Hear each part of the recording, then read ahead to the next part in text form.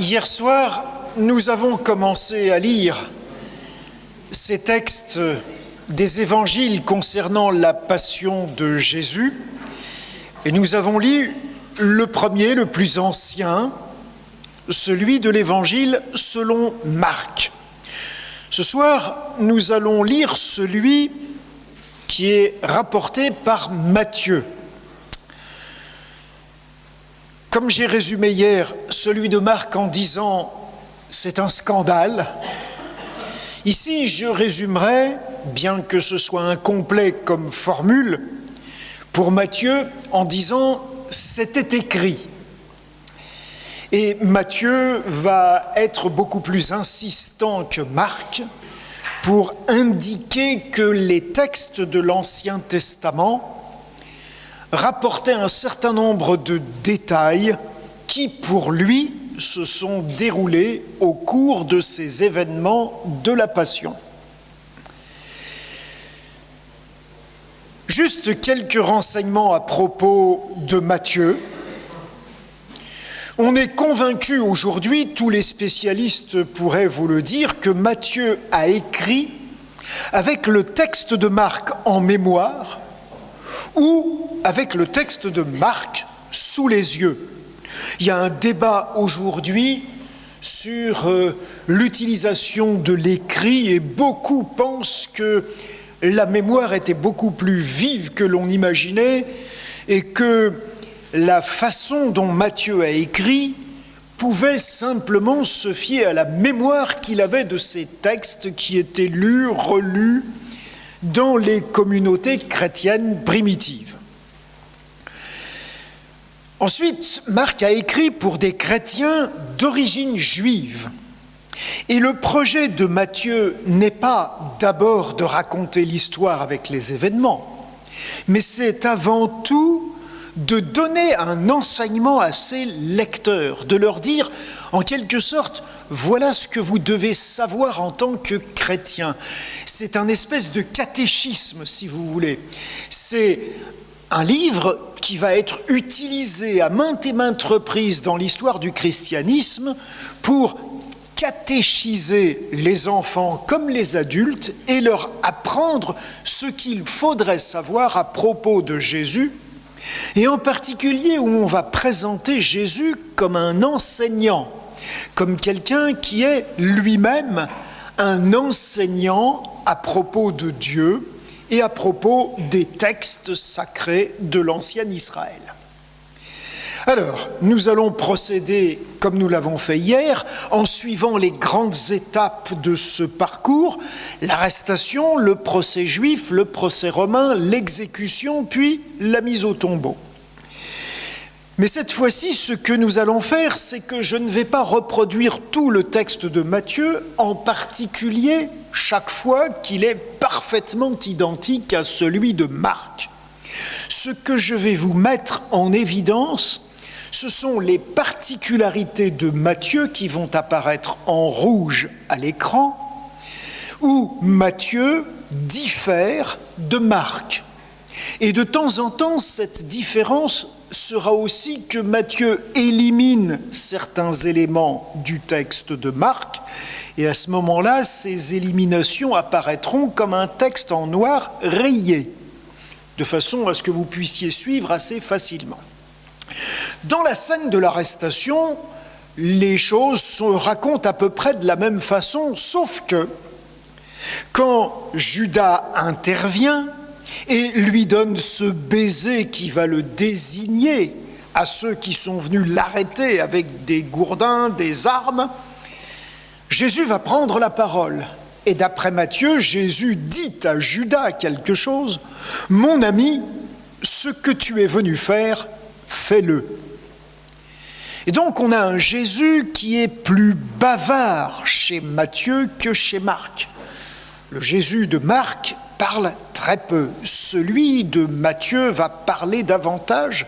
Et ici, c'est assez frappant de voir que Jésus, d'abord, n'est pas agressif envers Judas, mais que, d'après Matthieu, il est en tout cas résolu à passer par cette étape de l'arrestation. Judas trahit. D'après ce qui précède dans l'Évangile, Jésus sait que Judas est le traître. Il sait que ce baiser est le signe de cette traîtrise. Et ce qu'il est en train de dire, eh bien, je ne vais pas résister, fais-le. Ensuite, lorsque l'un des assistants va prendre l'épée, Matthieu va préciser que c'est quelqu'un qui est du côté de Jésus. Il est avec Jésus. Alors que pour Marc, c'était quelqu'un qui était là présent. Celui-là va prendre l'épée et va provoquer un deuxième discours de Jésus. Alors Jésus lui dit « Remets ton épée à sa place, car tous ceux qui prendront l'épée périront par l'épée. » On est là devant un condensé de citations du psaume 55. Et ensuite, Jésus poursuit son discours. « Penses-tu que je ne puisse pas invoquer mon Père qui me donnerait à l'instant plus de 12 légions d'anges? Comment donc s'accompliraient les Écritures d'après lesquelles il doit en être ainsi ?» Donc Jésus, vous le voyez, est nettement plus bavard. Mais ce que Jésus fait, c'est un enseignement. Jésus enseigne la non-violence, il explique que celui qui prend l'épée risque bien de périr par l'épée, et il donne aussi une autre information, certes qui est une information de foi, où il dit, voilà, j'ai un Père, et je pourrais l'invoquer, et je serai défendu par des légions, pas romaines, mais des légions d'anges.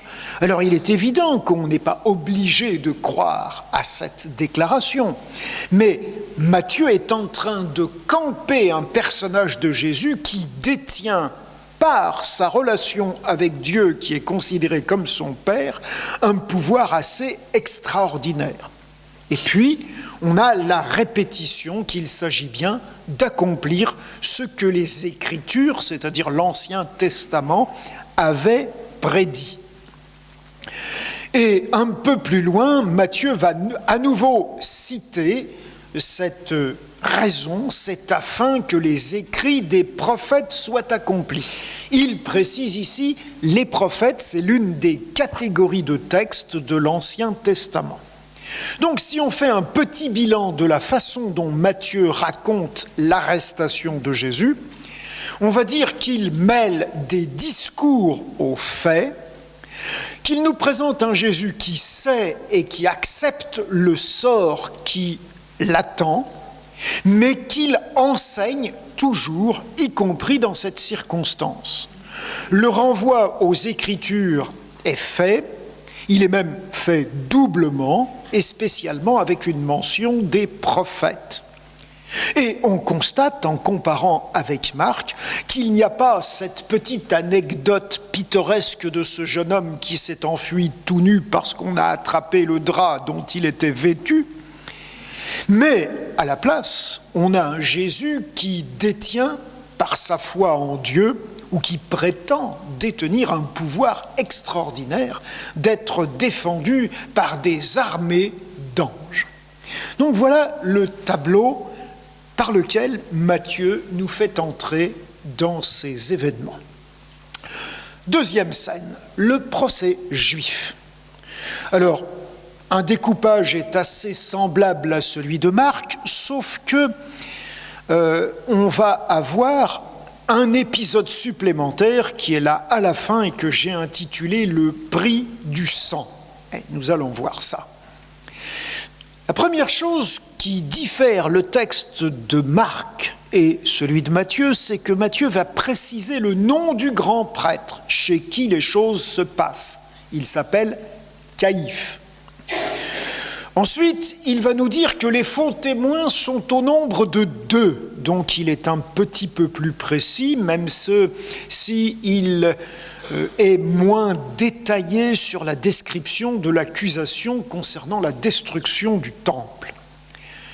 Ensuite, quand le grand prêtre intervient, son discours est et plus fort, je t'adjure par le Dieu vivant de nous dire si tu es le Christ, le Fils du Dieu béni. Non, le Fils du Dieu, de Dieu simplement, dit Matthieu.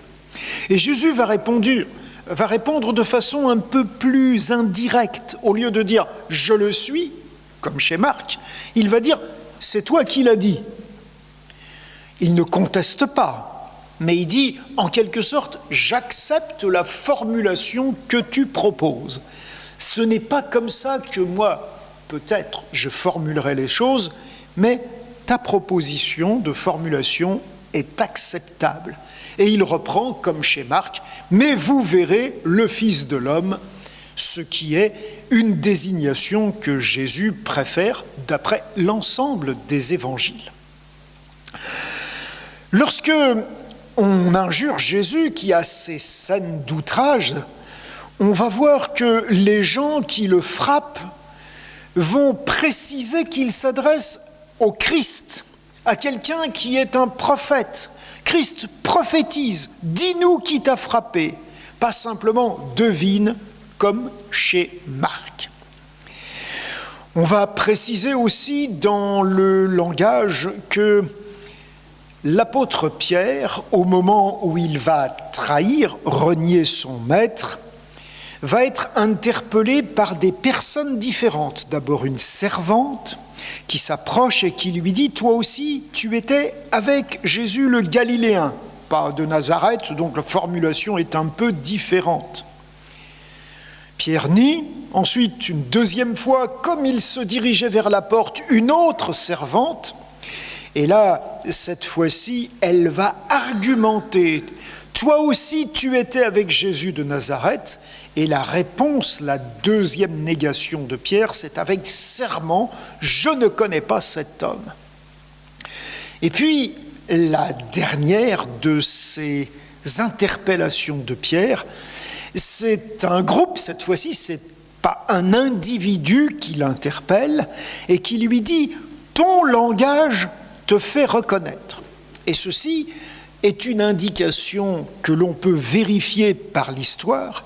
Les Galiléens étaient perçus comme ayant un accent lorsqu'ils parlaient le langage araméen, qui était le langage courant à Jérusalem à cette époque, qui les faisait facilement reconnaître des Judéens. Et donc c'est sur cet accent que Pierre a quand il parle que on l'accuse d'être l'un de ces gens-là. Et Pierre va faire les imprécations et jurer ne pas connaître Jésus. La seule autre adjonction de Matthieu par rapport à Marc, c'est de dire que c'est qu'une fois Pierre sorti, qu'il s'est mis à pleurer, et Matthieu va préciser qu'il pleure amèrement. Donc c'est quelque chose de douloureux pour lui, ce qui vient de se passer, et ce coq qui a chanté qui lui rappelle ce que Jésus a dit. Ensuite, on va nous dire, comme chez Marc, que c'est le matin que la délibération du conseil va avoir lieu, qu'on va prendre une décision contre Jésus pour le faire mourir. Cette fois-ci, Matthieu ne place pas le Sanhédrin au moment de cette décision. Il va simplement dire « les chefs des prêtres tinrent conseil ».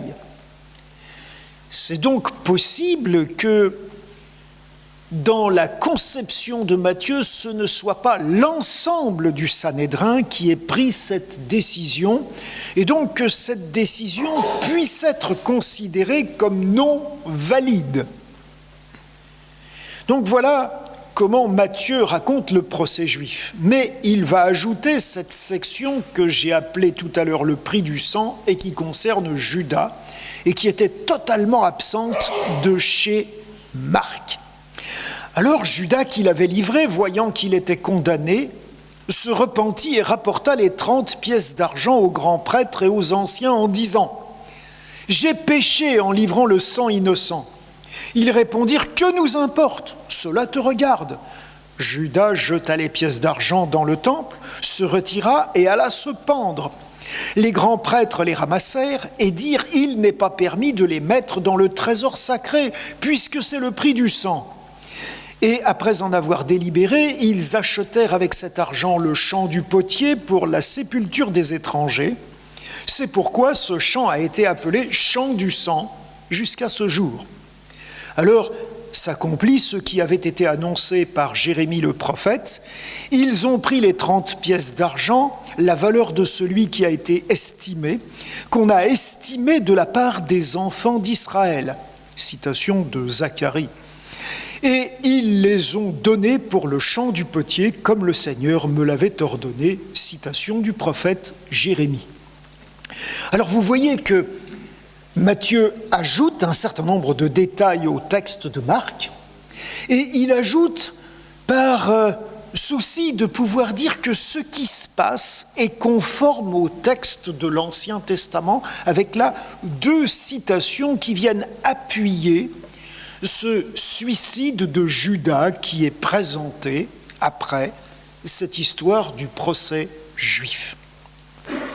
Si donc nous faisons le bilan de cette étape-là de la Passion d'après Matthieu, Matthieu nomme le grand prêtre, Caïphe, il suit Marc, mais ne mentionne pas le Sanhédrin pour la délibération, pour la délibération nocturne et pas pour la décision du petit matin, et il ajoute la fin de Judas avec le prix du sang et 2 citations de l'Ancien Testament. Voilà quelque chose qui nous met bien dans cette perspective où Matthieu est en train de donner un enseignement à des gens pour qui l'Ancien Testament a une grande valeur et qui fait référence. Il essaye de les convaincre que ce qui se passe avait été prédit. L'étape suivante, c'est le procès romain. Dans le procès romain, on a toujours donc les chefs du temple qui vont conduire Jésus chez Pilate, le gouverneur romain, et Pilate va l'interroger, et on va voir que Jésus ne fait aucune réponse, exactement comme chez Marc, et Matthieu ajoute que ça étonna beaucoup le gouverneur. Et on va voir que Matthieu semble avoir l'habitude d'appeler Pilate le gouverneur, et pas simplement Pilate. Et cet étonnement, il est plus ample, plus important que chez Marc. Il nous parle de la coutume qu'avait le gouverneur de relâcher un prisonnier, et il nous précise que le Barabbas, mentionné aussi par Marc, s'appelait Jésus Barabbas, et que c'était un prisonnier fameux. Il entre un peu moins dans les détails de ce qu'il a commis, mais il va proposer le choix au peuple qui est là. Lequel voulez-vous que je relâche, Barabbas ou Jésus qu'on appelle Christ ? Il ne reprend pas l'expression « roi des Juifs », il reste sur l'accusation religieuse, pas politique. Et ensuite, il y a une petite scène qui est typique de Matthieu et qui n'existe chez aucun autre évangile. Pendant qu'il était assis sur le tribunal, sa femme, c'est-à-dire la femme de Pilate, le gouverneur, lui fit dire qu'il n'y ait rien entre toi et ce juste, car aujourd'hui j'ai beaucoup souffert en songe à cause de lui. Donc, intervention de Madame Pilate, quelque chose qui était totalement inconnu ou mentionné par les autres. Et après ça, on voit bien qu'il y a toujours cette intervention des grands prêtres qui veulent que la foule prenne position contre Jésus et pour Pilate. Et Pilate répète la question, la foule va demander la relaxe de Barabbas, et Pilate va poser la question chez Matthieu, alors qu'est-ce que je fais de ce Jésus qu'on appelle le Christ ? Et vous remarquez, Matthieu est insistant, son problème est un problème religieux. Il enseigne à des gens qui ont une religion, qui sont des juifs, même si certains sont des chrétiens d'origine juive, ou d'autres des sympathisants au christianisme d'origine juive, Ce qui l'intéresse, c'est de parler du Christ, ce qui est une notion typique juive. Je vous rappelle que Christ, ça veut dire Messie en hébreu, et en grec, ouin, c'est-à-dire une personne qui est désignée pour une mission spéciale. Et à ce moment-là, le gouverneur va dire « Mais quel mal a-t-il fait ?» Et une scène tout à fait particulière, Pilate, voyant qu'il ne gagnait rien, mais que le tumulte augmentait, prit de l'eau, se lava les mains en présence de la foule et dit « Je suis innocent du sang de ce juste. Cela vous regarde. » Et la réaction du peuple, qui a été malheureusement une des sources dans l'histoire des relations entre chrétiens et juifs, d'actions souvent antisémites, et tout le peuple répondit que son sang retombe sur nous et sur nos enfants. Alors Pilate leur relâcha Barabbas et, après avoir fait battre de verges Jésus, il le livra pour être crucifié. Donc on a une insistance plus grande chez Matthieu sur l'innocence de Jésus et sur le fait que Pilate le reconnaît comme un juste, mais qu'il se lave les mains et qu'il fait peser toute la responsabilité sur le peuple dont la pensée est excitée par les grands prêtres. Après ça, bien, on va nous parler des moqueries. Ce sont toujours les soldats du gouverneur, ils sont là autour de lui et, comme Matthieu, il va dire toute la cohorte, on lui ôte ses vêtements, on le couvre d'un manteau écarlate, on lui tresse une couronne d'épines et on lui met un roseau dans la main droite comme si c'était un sceptre pour dire qu'il est roi. Et on va se moquer de lui et cette fois-ci arrive l'accusation « Salut, roi des Juifs », comme chez Marc. Après ça, bien, on va lui ôter le manteau plutôt que la pourpre, donc c'est un petit peu plus discret, dirions-nous. Et puis ensuite, eh bien, on va nous rappeler ce chemin de croix. Lorsqu'ils sortirent, eh bien, on força un homme à porter la croix de Jésus, et cet homme, c'est Simon de Cyrène. Matthieu laisse tomber la mention de père d'Alexandre et de Rufus, et on va nous dire simplement qu'arrivé au Golgotha, ce qui signifie lieu du crâne, va avoir lieu l'exécution. Donc on se rend compte que, d'après le procès romain, ce sont les chefs juifs qui sont contre le Christ, d'après ce que Matthieu comprend et explique. Que c'est un procès qui certes a une dimension politique, mais plus discrète, mais beaucoup plus religieuse. Qu'il va y avoir le choix offert entre deux Jésus, le Jésus Barabbas et le Jésus Christ. Qu'il va y avoir des traitements brutaux et humiliants pour lui. Et puis il y a ces deux épisodes complètement nouveaux de Madame Pilate qui intervient et de la mention de Pilate qui s'en lave les mains. Voilà donc comment Matthieu décrit le procès romain. Et on se rend compte que Pilate, qui est toujours appelé le gouverneur, semble être un peu plus favorable à Jésus que chez Marc, mais que finalement il a une certaine lâcheté qui se manifeste là, et en particulier par le geste de se laver les mains, qui est d'ailleurs devenu proverbial dans la langue française, comme dans bien d'autres langues, à propos d'un acte où on dégage sa responsabilité. Voilà donc comment Matthieu traite du procès romain. Arrivons maintenant à l'exécution. On lui donna à boire du vin mêlé de fiel, ce que ne disait pas Marc, et c'est une citation d'un psaume 69, 22, alors que Marc disait de myrrhe. Et quand il l'eut goûté, il ne le prit pas. Ensuite, il y a le partage des vêtements, et on précise afin que s'accomplisse ce qui avait été annoncé par le prophète. Et c'est un texte du psaume 22 qui est cité, où il dit « Ils se sont partagés mes vêtements en tirant au sort ma tunique, Puis ils s'assirent et le gardèrent. Donc il n'y a pas beaucoup de différences, mais des ajouts. Et encore une fois, on voit que Matthieu cherche des occasions de citer l'Ancien Testament.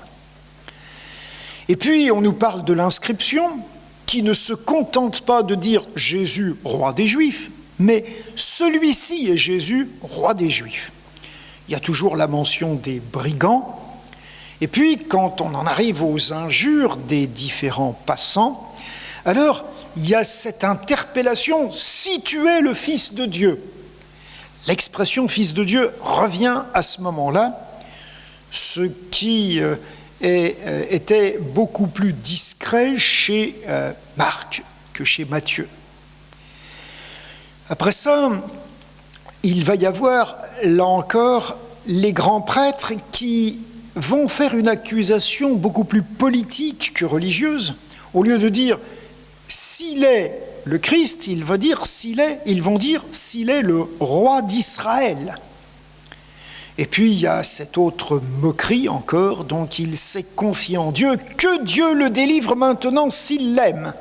Ce qui est une nouvelle citation du psaume 22.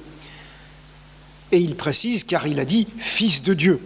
Donc on se rend bien compte que là, il y a à la fois une accusation politique dans ces injures, mais une accusation religieuse de blasphème. Il a dit « Je suis fils de Dieu », et donc si Dieu l'approuve et s'il l'aime, eh bien qu'il intervienne. Enfin, on nous dit aussi que les brigands l'injuriaient de la même manière. Voilà donc ce qui arrive. Ensuite, le cri de Jésus sur la croix est légèrement différent. Ce n'est plus « Eloi, Eloi » que dit Jésus, c'est « Eli, Eli, lama sabachthani », ce qui semble être plutôt de l'hébreu que de l'araméen. Et là encore, c'est la même citation qu'on avait chez Marc du début du psaume 22 pour lancer ce cri de quelqu'un qui se sent abandonné de Dieu. On a un nouveau moment où on parle de lui donner à boire. Il appelle Élie. Aussitôt l'un d'eux courut remplir une éponge de vinaigre, mais les autres vont dire « Laissons, voyons si Élie viendra le descendre ». Donc visiblement, le Élie qui est prononcé là et qui en hébreu veut dire « le Dieu de moi », El, Dieu, I, c'est la terminaison qui indique l'adjectif possessif de la première personne du singulier, n'est même pas compris par ces gens-là qui ne parlent plus l'hébreu, qui est devenu une langue morte à leur époque. Enfin, Matthieu va ajouter quelque chose d'assez simple. Au lieu de dire simplement que Jésus expira, il va dire qu'il rendit l'esprit. Il mentionne le voile du temple qui se déchire, comme Marc. Mais il va ajouter quelque chose.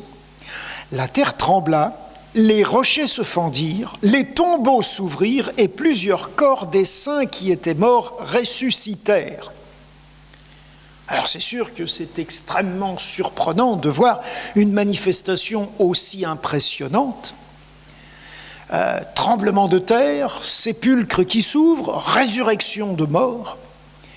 Et après ça, il va nous mentionner la confession du centurion que Marc avait mentionné, mais en ajoutant qu'il n'est pas seul.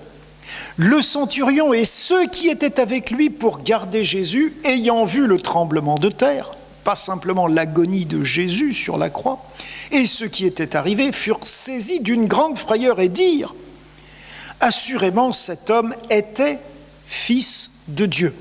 Donc on a une confession tout à fait comparable, mais cette fois-ci, elle est présentée collectivement. Alors, évidemment, le texte va se terminer aussi avec la mention des femmes, ces femmes qui avaient accompagné Jésus pour le servir. Elles sont nommées, il y en a une qui est présentée comme Marie de Magdala, l'autre Marie, mère de Jacques et de Joseph, et la mère des fils de Zébédée, qui dans la tradition, s'appelle Salomé, ce qui est une autre désignation des mêmes personnes que celle que Marc avait signalée.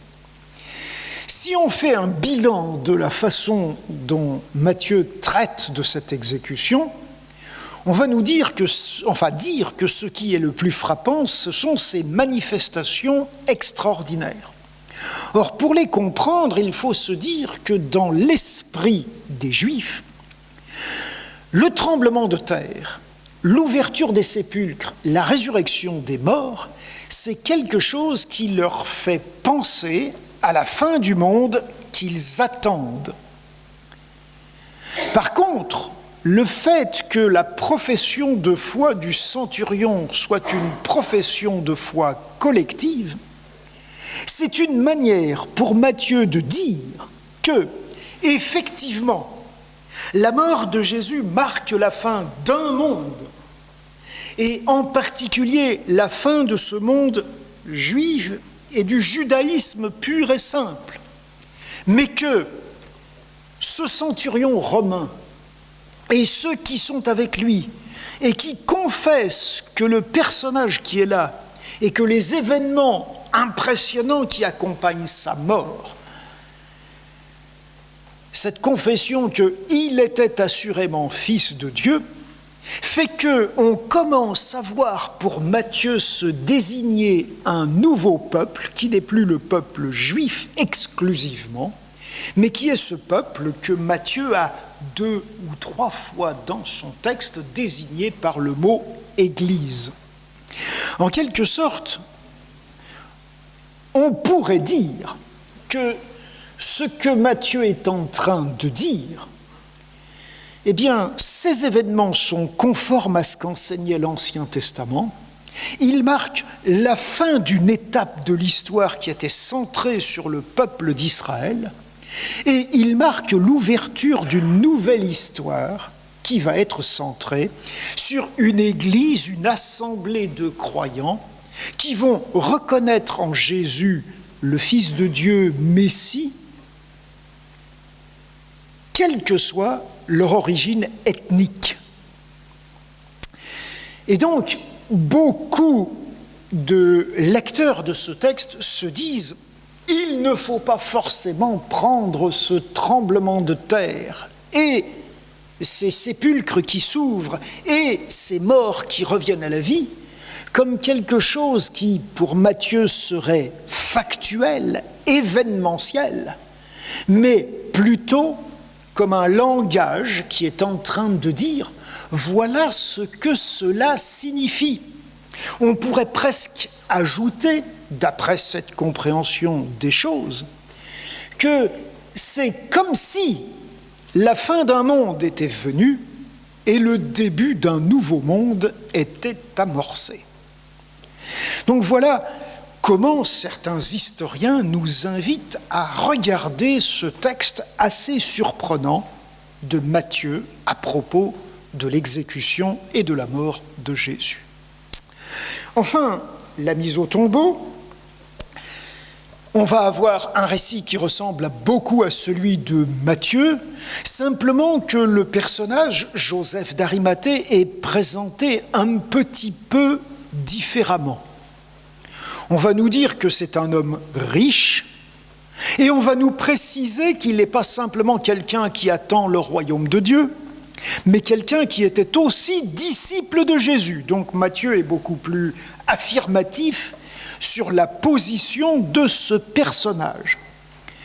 Et il va se rendre chez Pilate, et Pilate, va ordonner de lui remettre le corps de Jésus.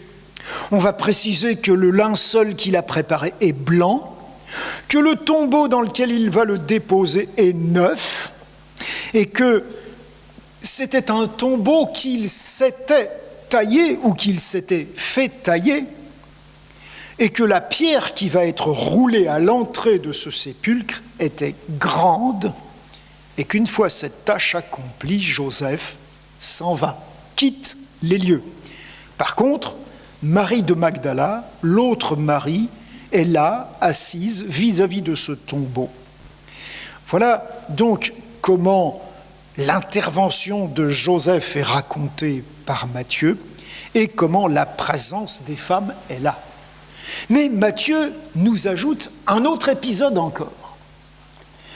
Le lendemain matin, qui était le jour après la préparation, les chefs des prêtres et les pharisiens allèrent ensemble auprès de Pilate et dirent : « Seigneur, nous nous souvenons que cet imposteur a dit, quand il vivait encore, « Après 3 jours, je ressusciterai.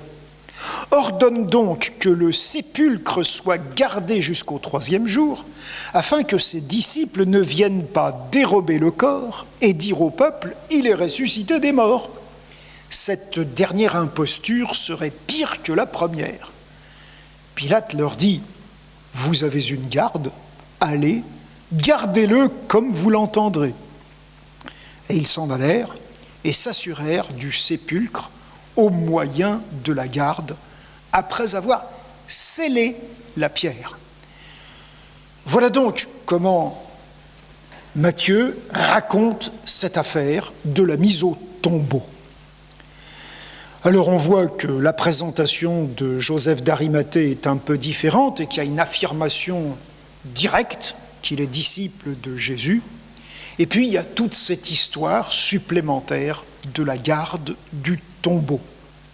Et on sent bien que quand Matthieu fait ça, il veut encourager des gens qui sont juifs et qui sont disciples, et qu'il est en train de leur dire des précautions ont été prises pour s'assurer que la résurrection n'est pas un mensonge. Du moins, c'est comme ça qu'il va le prendre, lui, puisqu'il va raconter la résurrection, alors que les gens, et en particulier les chefs du temple, mais aussi les pharisiens, dit-il, voulaient prévenir ce qu'ils appellent une imposture pire que la première.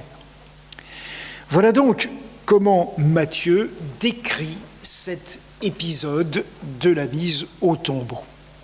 Donc on voit donc que le texte de Matthieu est finalement plus long, que quand je le résume en vous disant « c'était écrit », on a une abondance de citations de textes de l'Ancien Testament. On a un Matthieu qui cherche à encourager les chrétiens d'origine juive à comprendre le sens de la mort de Jésus en relisant l'Ancien Testament. C'est comme s'il leur disait, voilà, il y a des événements qui se sont passés, relisez les textes que vous valorisez dans votre foi, et vous verrez que quantité de détails étaient prévus, et donc que ce qui s'est passé est conforme à ce que vos textes prédisaient, et donc que ce Jésus n'est pas à prendre comme ça à la légère, que pour vous, ça doit être un personnage important. Il est Seigneur, il a une autorité particulière, il va se placer en juge. Certes, il est jugé, on doit faire un choix entre Barabbas et lui, mais il est déclaré par Pilate juste, et on a l'impression déjà que son silence est une façon de juger, et en tout cas, Marc ne se gêne pas de juger ceux qui ont poussé à sa condamnation, c'est-à-dire les chefs qui ont excité la foule devant Pilate, à endosser la responsabilité, et il va même dire que ces gens-là l'endossent vraiment, puisqu'ils vont prononcer ce texte que son sang retombe sur nous et sur nos enfants, qui est un texte absolument terrible. Et je rappelle que l'impression, c'est que sa mort est l'indication de la fin d'un monde, mais qu'il est déjà le pressentiment qu'un nouveau peuple se dessine. Voilà donc comment je me permets de résumer devant vous ce que je crois comprendre de ce récit fait par l'Évangile selon Matthieu de la mise à mort de Jésus. C'est différent de Marc, tout en étant très proches.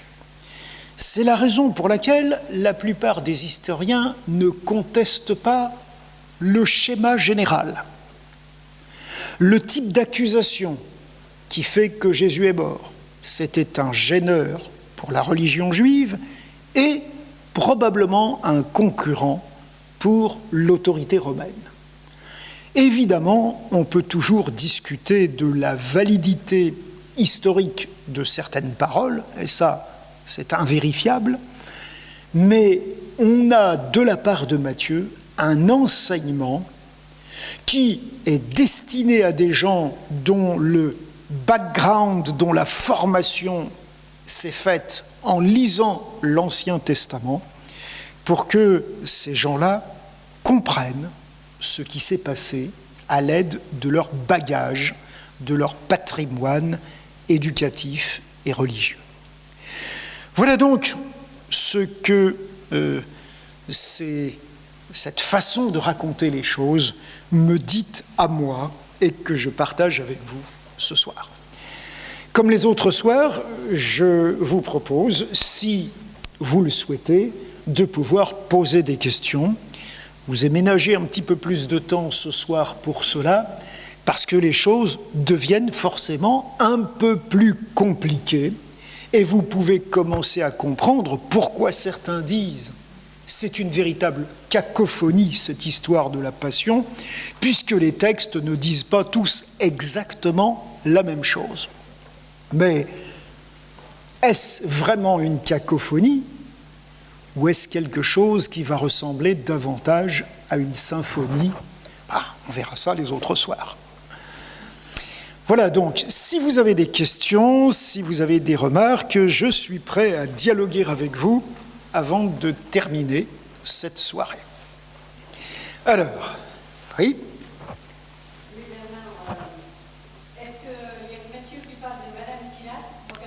Oui, il n'y a que Matthieu qui en parle. Alors c'est vrai qu'après ça, on va avoir des pères de l'Église qui vont rapporter cette histoire, qui vont nous dire comment elle s'appelait, qui vont nous dire qu'elle s'appelait Procula, qui vont nous détailler un petit peu ce rêve qu'elle a eu pendant la nuit, qui l'a tourmentée, qui vont essayer de broder sur cette histoire.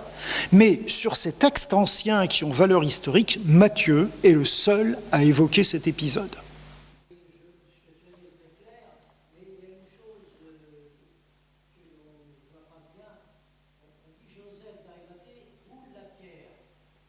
Oui. C'est vrai, mais alors, le même texte, et je vous l'ai fait remarquer, disait qu'il a creusé lui-même cette tombe. C'est-à-dire que, dans bien des cas, le langage peut se permettre un raccourci et de dire qu'il roule la pierre ou qu'il creuse la tombe ou qu'il la taille dans ce roc, alors que c'est à son initiative que ça a été fait, c'est une façon de faire les choses. Nous, si on voulait être très précis, on emploierait un factitif. Il l'a fait faire, il l'a fait rouler ou il l'a fait tailler.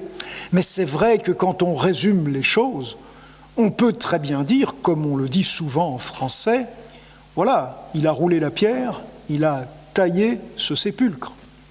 Donc, je ne crois pas que l'intérêt de ces textes soit de pinailler des fois. C'est vrai que c'est intéressant de remarquer certains détails qui peuvent contribuer à l'enseignement. Mais ici, Matthieu ne va pas plus en détail que Marc. C'est le personnage qui intervient, c'est son initiative, c'est lui qui est mis en avant.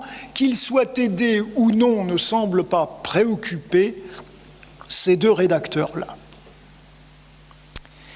Oui ?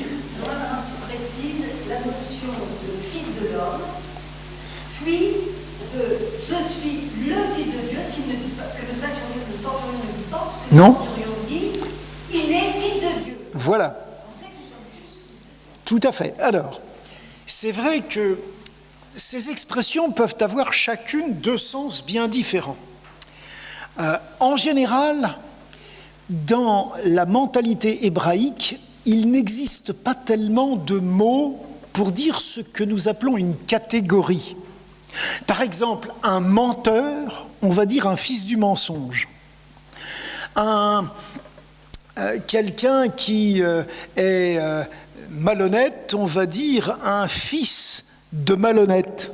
C'est-à-dire que l'expression « fils de » peut très bien être traduite dans quantité de circonstances par l'expression « appartenant à telle ou telle catégorie ». Alors c'est vrai qu'on a quantité de textes dans la Bible où l'expression « fils d'homme » veut dire simplement un être humain, qui est un descendant d'être humain.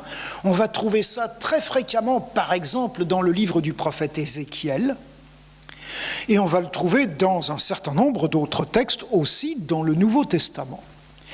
Fils de Dieu, c'est un peu la même chose. C'est-à-dire que, effectivement, tout être humain est fils de Dieu si l'on admet la façon dont la Bible raconte la création des êtres humains. Ils ont été faits par Dieu, inventés par Dieu, créés par lui. Et dans ce sens-là, ils peuvent tous être appelés ses fils. Mais il est évident que quand Jésus emploie ces expressions, ou quand on considère que les employés à propos de Jésus, c'est blasphème, c'est que l'expression « fils de Dieu » est employée avec un sens plus fort. Dans les psaumes, par exemple, il va y avoir une prière qui est faite chaque fois qu'un nouveau roi monte sur le trône, son père étant décédé. Et on va utiliser ce psaume en disant « Seigneur, accomplis ce rêve-là, dis ce que tu as promis, celui-ci est mon fils ». Et c'est d'ailleurs la citation qui sera utilisée à l'occasion du baptême de Jésus dans les évangiles. « Celui-ci est mon fils », c'est-à-dire je le choisis, je fais de lui un fils spécial pour moi. Alors c'est évident que celui qui accepte qu'on l'appelle fils de Dieu dans ce sens-là peut être considéré par quelqu'un d'autre comme un blasphémateur.